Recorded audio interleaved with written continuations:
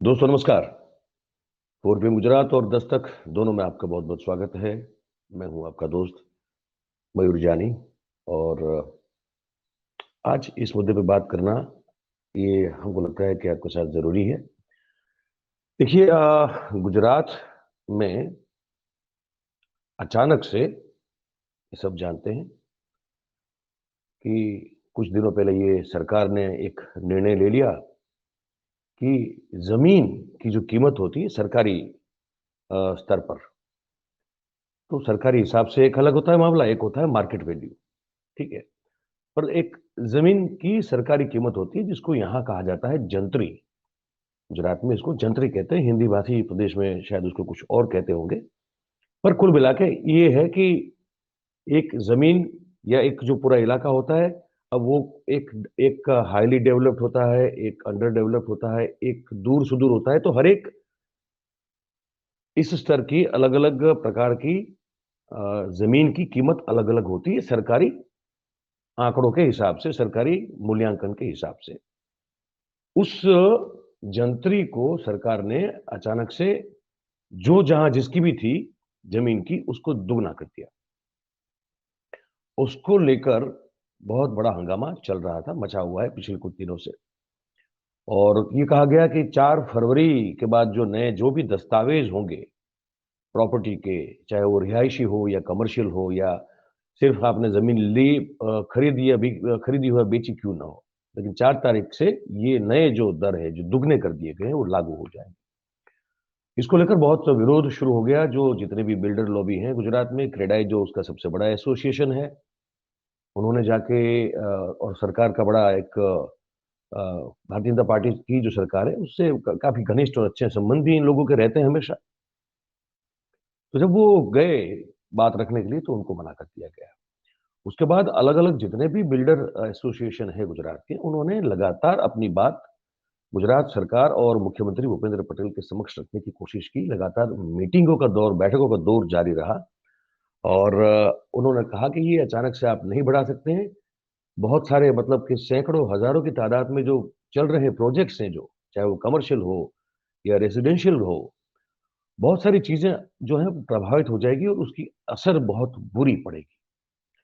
तो ये समझाने की कोशिश लगातार की गई, लेकिन सरकार मान नहीं रही थी। उसके बाद ये हुआ कि जो बिल्डर एसोसिएशन है उन्होंने डिसाइड किया कि भैया अब हम शुक्रवार से, मतलब जो अ, ये जो गया शुक्रवार, उससे उस दिन से हम अब कोई भी दस्तावेज करवाना बंद कर देंगे। Will stop working. अगर अब लॉस करना ही, भुगतना ही है, तो फिर पूरा लॉस भुगत लेंगे, नुकसान भुगतेंगे, लेकिन हम अब दस्तावेज का रजिस्ट्रेशन ही नहीं करवाएंगे। तो फिर सरकार को लगा कि ये मामला कुछ बढ़ रहा है। अब ये थोड़ा आउट ऑफ कंट्रोल जा रहा है, क्योंकि ये सरकार की आदत है ना, 156 सीट जीत चुकी है भारतीय जनता पार्टी। तो अब जैसे हमने जब वो जीती थी उस दिन भी कहा था कि अब आइए आने वाले दिनों में देखिए कि किस किस तरह के निर्णय जो है आपको अब वो देखने को मिल सकते हैं, क्योंकि अब कोई रोकने टोकने वाला नहीं है।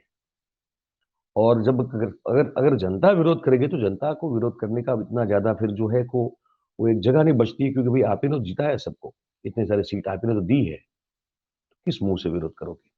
लेकिन फिर भी इसका विरोध हुआ और बहुत जोर से विरोध हुआ। तो इसका नतीजा अब आज सुबह ये आया है कि सरकार ने वो जो निर्णय लिया था कि अब ये दुगनी कर दी जाएगी जंतरी और 4 तारीख से इसका अमलवारी 4 फरवरी से हो जाएगी, वो इसको अब पोस्टपोन कर दिया है। कहाँ तक किया मैं आपको बताऊं, जो सरकार से हमको जानकारी मिल रही है अभी, उनकी ओर से जो आया है मैसेज, अब ये 15 अप्रैल से आने वाली 15 अप्रैल से इस जंतरी के जो नए दर है, अब उसकी अमलवारी 15 अप्रैल से होगी। ये मुख्यमंत्री ने अपनी एक और से जो जानकारी उस ऑफिस से आई है, वहां से हम आपको बता रहे हैं। तो इसको लेकर अब ये है कि ये जो अचानक से दर बढ़ा दिए जाए तो जो चल रहे हैं प्रोजेक्ट, तो मतलब कोई संभलने का या जो है कोई मौका मिलता नहीं है मार्केट को भी। तो इसको अब ध्यान में रख के जो है उन्होंने जो नई व्हाट्सएप बोट उन्होंने जो अपनी एक अपनी कार्यप्रणाली में उसको अब शामिल किया हुआ है। व्हाट्सएप नंबर है उनका, तो वहीं से उन्होंने एक घोषणा की, मैसेज भी वहीं से हम तक पहुंच रहा है।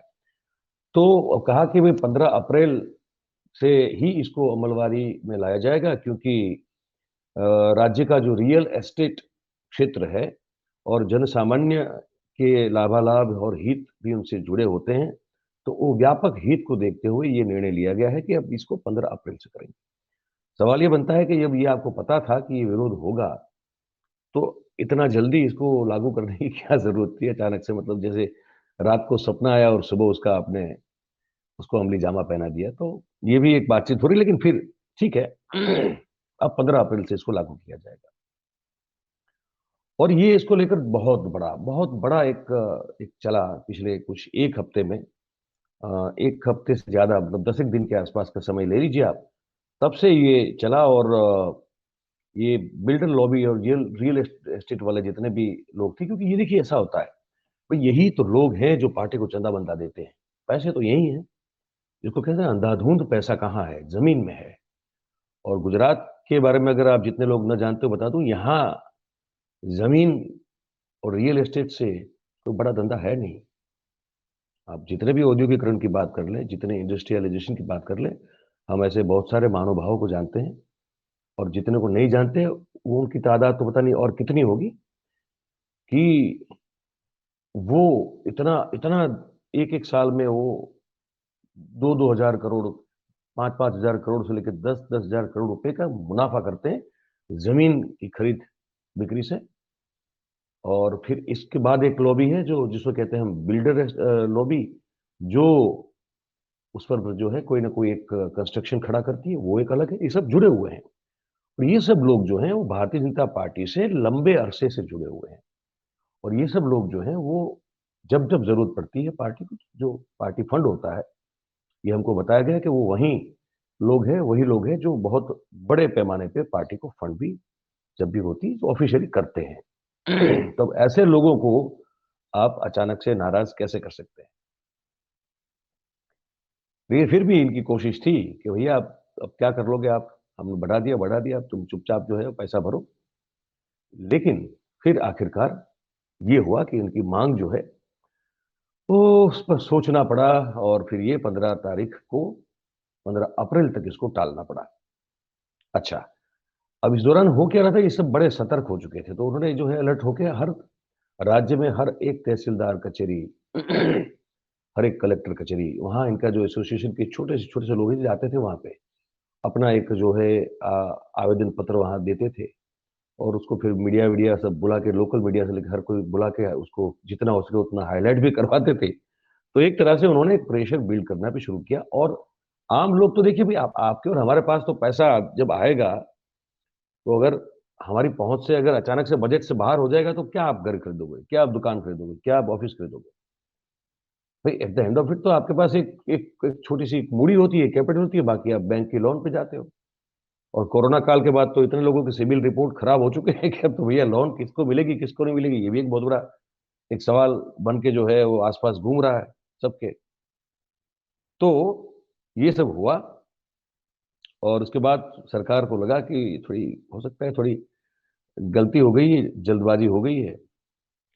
तो एक बैठक हो गई फिर, कल दोपहर की बात है, कि जो मुख्यमंत्री साहब हैं, उनके जो अधिक ये जो है ना मुख्य अग्र सचिव हैं के कैलाशनाथन साहब, जो वहाँ बैठे हुए हैं सालों से, उन वो थे उस बैठक में, और फिर रेवेन्यू डिपार्टमेंट के जो एडिशनल चीफ सेक्रेटरी थे कमल दयानी साहब, वो भी थे, और एक रजिस्ट्रार होते हैं जो सबसे बड़े होते हैं इस पूरे मामले में, तो वो जेनू देवन साहब थे, वो भी थे। वो सब के साथ मुख्यमंत्री साहब ने बैठक की, और फिर ये डिसाइड किया कि अब थोड़ा इसमें जो है समय का इंतज़ार करना पड़ेगा इस अमलवारी को लेकर, इस निर्णय की अमलवारी को लेकर। तो अब उन्होंने कहा कि भई अब 15 अप्रैल से इसको अमल में लाया जाएगा, तब तक everybody should you know take their accounts, जो भी आपका बिज़नेस अफ़ेयर्स है उसको आप ठीक कीजिए।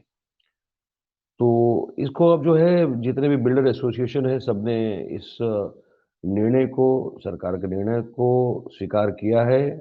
कहा है कि इससे हम संतुष्ट हैं। और आने वाले दिनों में सरकार अभी भी हमको उम्मीद है कि इसमें जो ये 100% बढ़ाया गया ना, उसके खिलाफ भी इश्यू है। देखिए, एक तो था कि आपने अचानक से लागू कर दिया।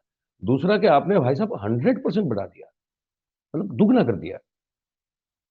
मतलब कि सरकार का ये कहना था कि भई हमने 12 साल से ज़मीन की जो मूल्यांकन प्रक्रिया में उसके जो रेट फिक्स किए गए हैं सरकार की ओर से, उसको हमने ₹1 बढ़ाया नहीं है, तो अब हमारा अधिकार बनता है कि हम उसको बढ़ा दें। बिल्डर लोगों का कहना है कि आप बढ़ाओ, आपने 12 साल से नहीं बढ़ाया, चलिए ठीक है, लेकिन अचानक से बढ़ाओ और सीधा दुगना कर दो, ये कैसे चलेगा? इस पर अभी भी जो है कहीं पेच फँसा हुआ है। अब ये देखना होगा कि 15 अप्रैल के बीच में इनके बीच में जो भी अब बैठक होंगी, जो भी बातचीत होगी, उसका परिणाम, उसका नतीजा क्या निकलता है। अहमदाबाद म्युनिसिपल कॉर्पोरेशन ने जब अपना बजट जारी किया तो उसमें ये कह दिया है कि भैया हम तो 3 साल तक सरकार के इस निर्णय का कोई अमलवारी नहीं करेंगे।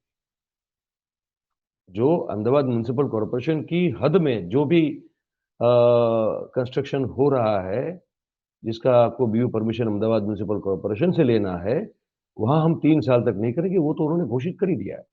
लेकिन सरकार ने भी अब ये कहा है कि पूरे निर्णय की जो अमलवारी है, वो 15 अप्रैल 2023 तक हमने स्थगित रख दी है।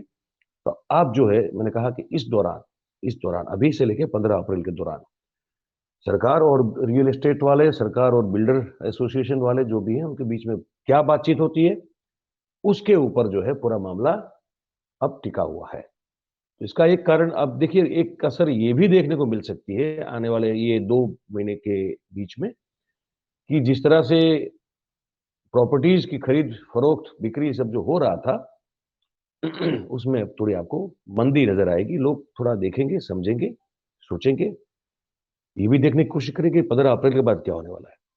उसके बाद फिर वो हो सकता है कि कुछ जब ठोस चीज़ें वहाँ पे आपको सामने आ जाएगी, तब उसके बाद फिर प्रॉपर्टी की खरीद-बिक्री या जो भी होता है, उसमें फिर देखते हैं कि क्या होगा, एक्चुअल सिनेरियो तब क्या देखने को मिलता है।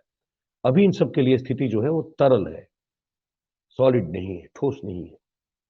तो ये खबर थी, हमने कहा आज बड़ी खबर है दिन की, गुजरात से आपको बता दें। और बस यही है, आप हमसे जुड़े रहिए, हमसे बातचीत करते रहिए, कमेंट कीजिए, शेयर कीजिए, लाइक कीजिए और सब्सक्राइब करें और करवाएँ। और बस यही चाहते हैं कि स्वस्थ रहें, खुश रहें, आबाद रहें। चलिए तो फिर अभी आपसे विदा लेते हैं, फिर एक और मुद्दे के साथ आपके साथ बात करते हैं। तब तक के लिए आज्ञा दीजिए। Thank you very much. नमस्कार।